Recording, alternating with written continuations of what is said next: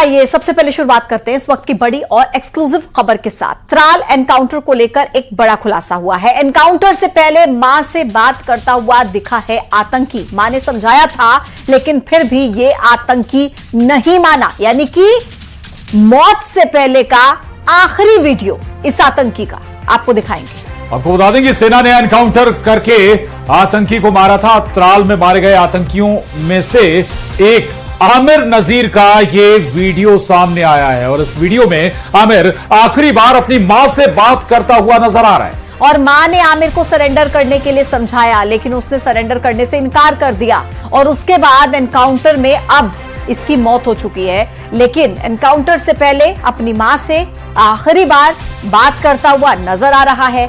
खुद भी नहीं जानता होगा कि आखिरी बात है मां से। मां ने समझाया, बताया कि सरेंडर कर दो, लेकिन नहीं माना और अंत में मौत हो गई।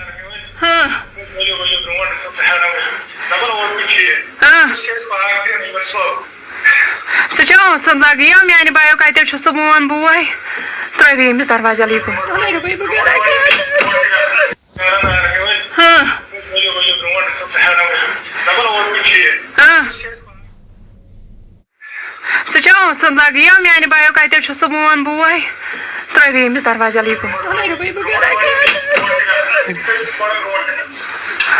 तुल मां है टेंशन रो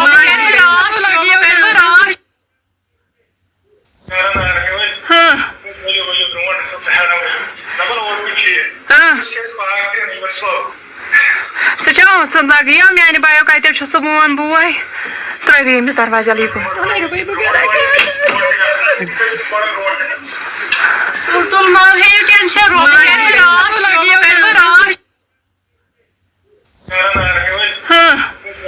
सरेंडर कर दो, लेकिन आमिर नजीर जो आतंकी जो कि एनकाउंटर में मारा गया अपने मां से आखिरी बातचीत में कहता हुआ नजर आ रहा है कि पहले सेना को आने दो फिर देखता हूं।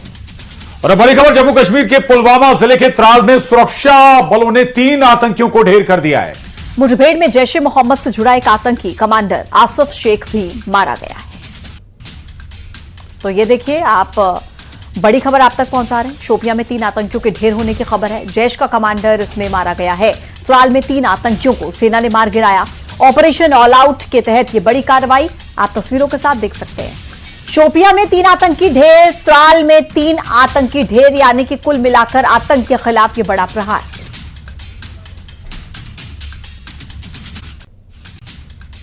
और भारत सरकार ने सिंधु नदी का पानी रोका तो पाकिस्तान घुटने पर आ गया। भारत के फैसले से हताश पाकिस्तान ने औपचारिक रूप से मोदी सरकार से अपील की है। अपील यह की है कि इस फैसले पर पुनर्विचार करें।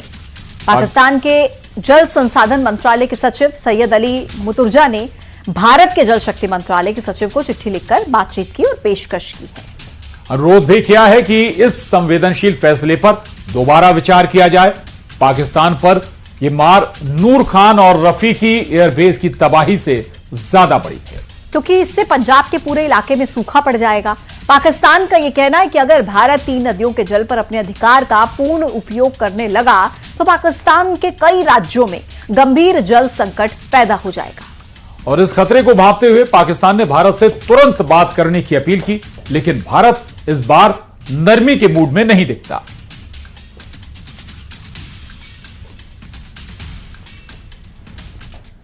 आइए आगे बढ़ेंगे। जम्मू कश्मीर के उरी सेक्टर में एलओसी के पास मौजूद है एक गांव जिसका नाम है आरूसा, जहां से कुछ ही दूरी पर कॉमन पोस्ट और फिर पाकिस्तान की सीमा शुरू हो जाती है।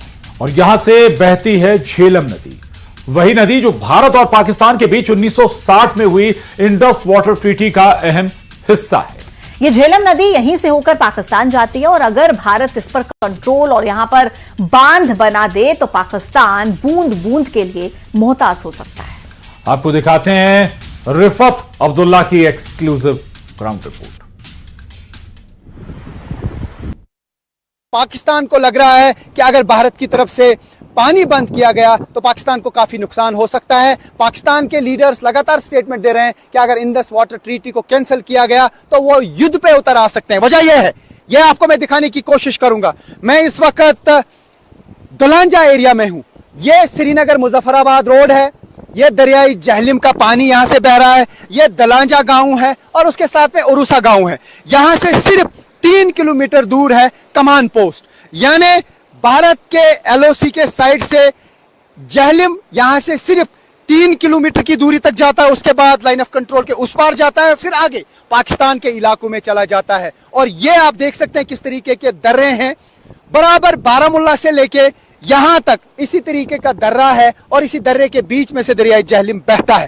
तो लोग जानना चाहेंगे कि किस तरीके से पानी को रोका जा सकता है, किस तरीके से भारत की तरफ से पाकिस्तान के खिलाफ इसे वेपन के तौर पर इस्तेमाल किया जा सकता है, किस तरीके से इस पानी से फायदा उठाया जा सकता है, किस तरीके से पाकिस्तान में खेतों को नुकसान हो सकता है।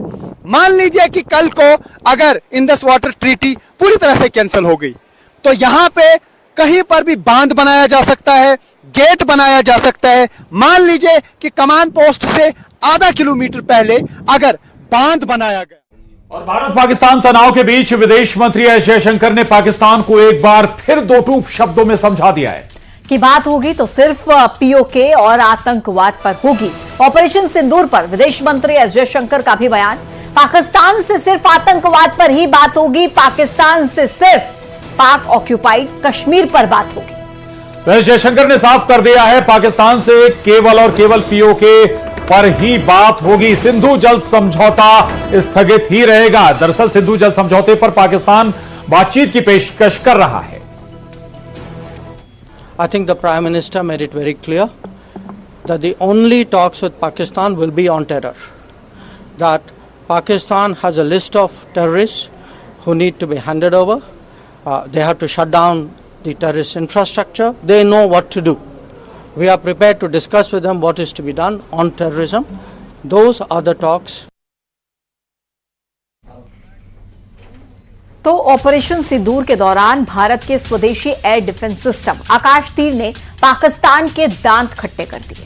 भारत के इस एडवांस एयर डिफेंस सिस्टम के चलते पाकिस्तान की एक भी मिसाइल या ड्रोन भारतीय हवाई सीमा में दाखिल नहीं हो सके। ऑपरेशन सिंदूर के दौरान पाकिस्तान ने अपने ड्रोन्स और मिसाइल से भारत के सैन्य ठिकानों को टारगेट किया, तो भारत के स्वदेशी एयर डिफेंस सिस्टम आकाश तीर ने इन हवाई खतरों को हवा में ही नष्ट कर दिया। आकाश तीर भारत की स्वदेशी तकनीक से बना एआई संचालित एडवांस्ड एयर डिफेंस सिस्टम है। इसे सेना के लिए हथियार बनाने वाले डीआरडीओ, भारतीय स्पेस एजेंसी इसरो और सेना के लिए सॉफ्टवेयर बनाने वाली कंपनी भारत इलेक्ट्रॉनिक्स लिमिटेड ने मिलकर तैयार किया है। आकाश तीर ने ही पाकिस्तान के सभी ड्रोन्स, मिसाइल्स और फाइटर एयरक्राफ्ट्स को भारतीय सीमा में घुसने से रोक दिया था। आकाश तीर ने पाकिस्तान के खिलाफ जंग की तस्वीर ही बदल दी है। कुछ समय पहले ही आकाश तीर और वायुसेना के integrated aerial command and control system को जोड़ा गया है। ऑपरेशन सिंदूर के दौरान लद्दाख से लेकर राजस्थान तक कुल 6 आकाश तीर नोड या कमांड पोस्ट एक्टिव थे। आकाश तीर एयर डिफेंस कंट्रोल सिस्टम में सॉफ्टवेयर, हार्डवेयर और कम्युनिकेशन नेटवर्क शामिल हैं। ये सिस्टम एक विशेष कमांड पोस्ट व्हीकल में लगाया जाता है, जिसमें 5 से 6 ऑपरेटर लगातार स्क्रीन पर नजर रखते हैं। आकाश तीर और वायुसेना का integrated aerial command and control system आपस में जुड़ा होता है। देश भर के सभी रडार से जानकारी आकाश तीर तक पहुंचती है। दुश्मन के ड्रोन, फाइटर जेट्स या मिसाइल के भारतीय सीमा में आते ही आकाश तीर को इसकी जानकारी तुरंत मिल जाती है। IACCS से आदेश आता है कि कौन सा एयर डिफेंस हथियार इस्तेमाल करना है, मिसाइल, गन या इंटरसेप्टर। आकाश तीर उस इलाके की सभी आर्मी एयर डिफेंस यूनिट्स को सीधे आदेश भेजता है। बैटरी कमांडर आदेश मिलने पर तय करता है कि किस दिशा में और कौन सा हथियार इस्तेमाल होगा। टारगेट को खत्म करने के बाद ये जानकारी खुद ब खुद IACCS तक वापस भेज दी जाती है। ऑपरेशन सिंदूर के दौरान आकाश तीर भारत की आत्मनिर्भरता और मजबूत रक्षा तकनीक का मजबूत प्रतीक बनकर उभरा है, जो दुश्मन के हर हवाई हमले का जवाब देने के लिए पूरी तरह तैयार है।